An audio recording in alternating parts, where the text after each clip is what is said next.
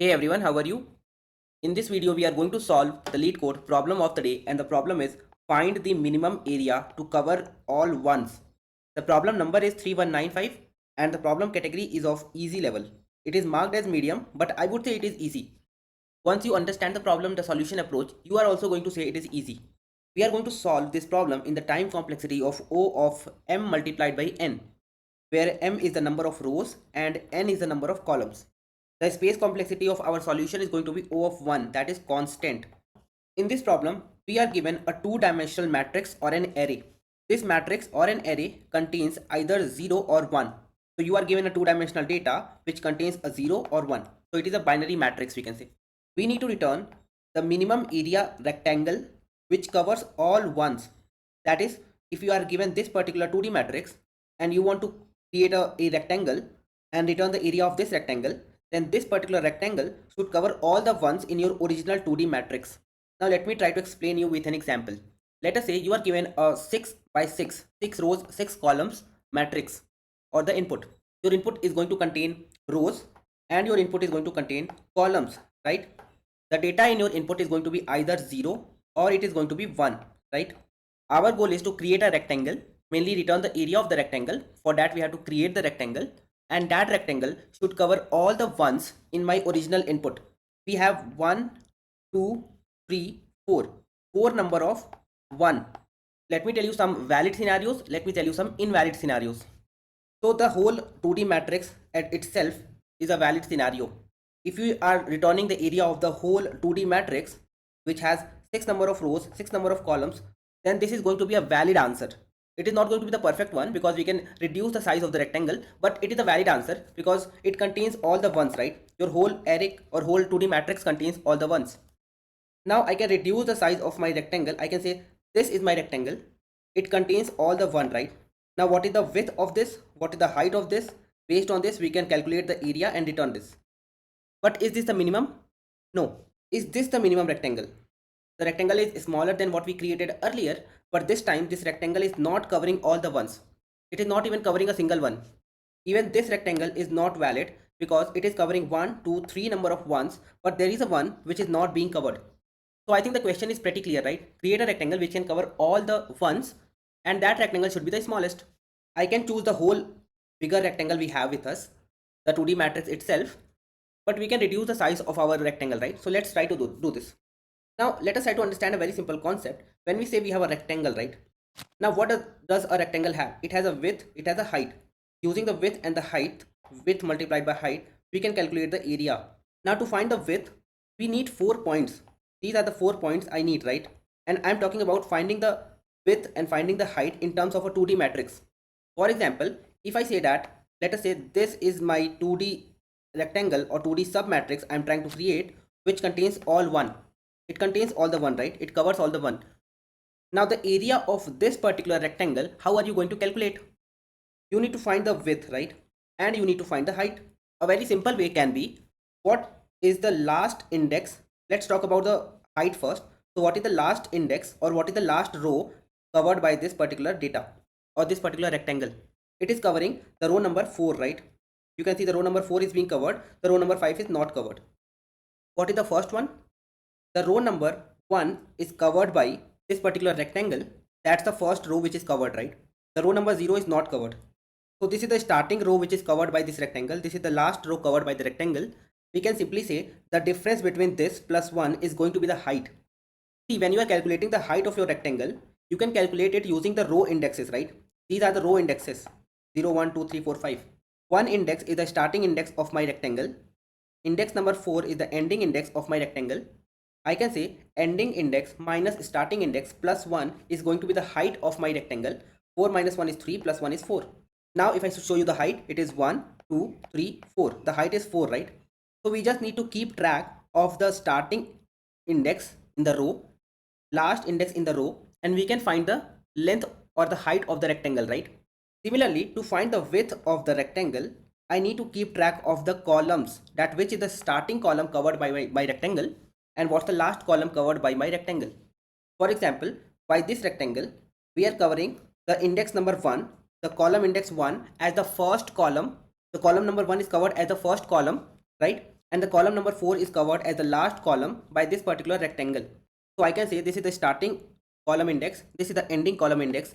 Last minus start plus 1 is equal to 4 plus 1 is 5 minus 1 is 4.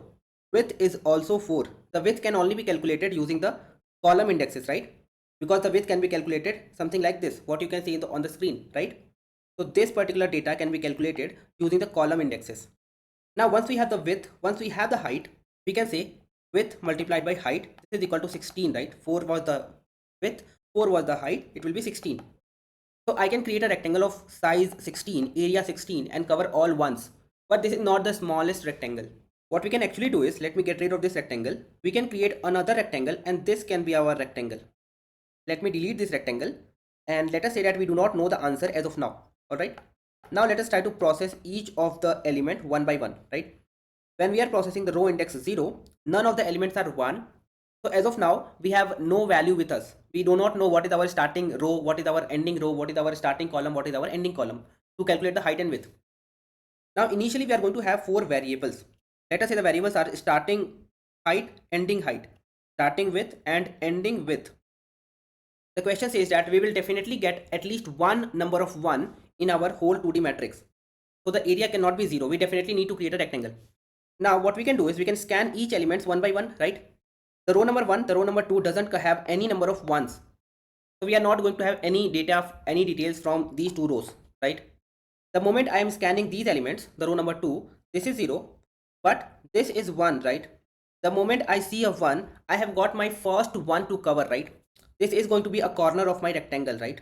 My final answer is this one, right? But the moment I see my first one, that is going to be the corner of my rectangle. This will tell me what is the starting height, basically what is the starting index of row which is covered by your rectangle, which covers the 1, right? What's that particular index, and what's the starting column or the starting width. So the starting width is 1, the starting height is 2. I will set the starting height, the starting width. Also we do not know, we are going to see more number of 1s, right? So we are also going to set the ending height and ending width as well. Let us say we do not have these 1s, all are 0. So this is our final rectangle which covers all the 1s, right? So this is going to be our ending height and ending width as well. Now again we will go and scan other elements, all are 0, don't worry about it. Now we are going to scan other elements and now here we got a 1.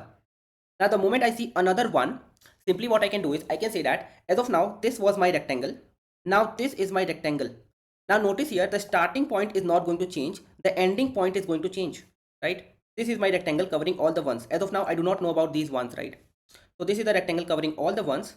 We can set the ending row for this rectangle. We can set the ending column and the ending row. So as of now this is our starting data, this is our ending data. The width is 4, the height is 2. So 4 multiplied by 2 is 8. The area as of now is 8. This is the rectangle, right? But what about when we see the row number 4? When we see the row number 4, the moment I see this one, it is telling me that you have to increase the size of your height. This rectangle is not going to cover this particular data, right? So the ending height is going to increase and this will not be 3, but this will be 4. But the ending width or the starting width, basically the column indexes are not going to change because this is index number 1. For column it is index number 1. We already know that we have to cover till index number 4 for columns, right? We have to cover till this point.